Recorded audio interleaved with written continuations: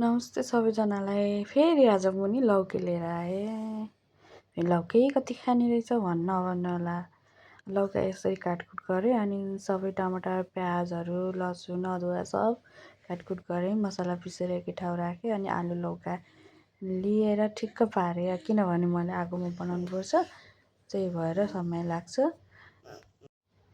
अनि कराही बसाएँ अनि जिरा पाँचफोरनहरू सबै राखिसकेपछि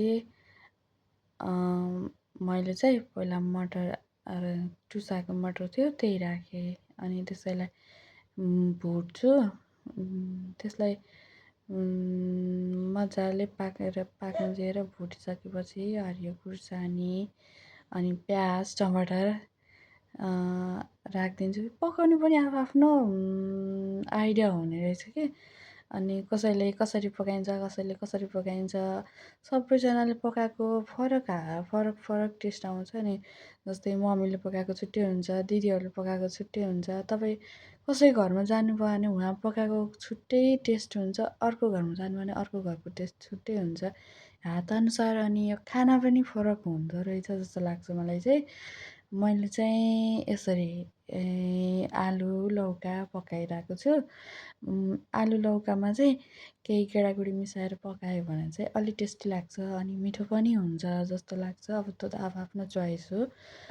अनि अरू त के साह्रै भिडियो बनाउने हो समय पाउँदाखेरि। अनि बच्चाहरूसँग कहिले लड्दै कहिले के गर्दै भिडियो बनाएर कहिले भ्याउँदा राख्छु, कहिले भ्याउँदाखेरि राख्दिनँ। अनि कहिले टाइम हुन्छ कहिले टाइम हुँदैन, त्यस्तै हुन्छ। अब भिडियो बनाइसकेपछि अब तपाईँहरूले पनि कहिलेकाहीँ यसो समय मिलाएर हेरिदिई पनि हाल्नुहुन्छ, त्यसको लागि सबैलाई धेरै धेरै धन्यवाद पनि छ। अनि हेर्नु न सब्जी कुरा गर्दा गर्दै यत्तिको भइसक्यो, पाक्न थालिसक्यो।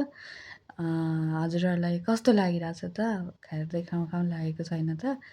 मलाई चाहिँ खाउँ लाग्छ। मलाई लौका एकदमै मनपर्छ अनि आलु पनि एकदमै मनपर्ने तरकारी हो। तर आलु चाहिँ हाम्रोमा धेरै कम पाक्छ।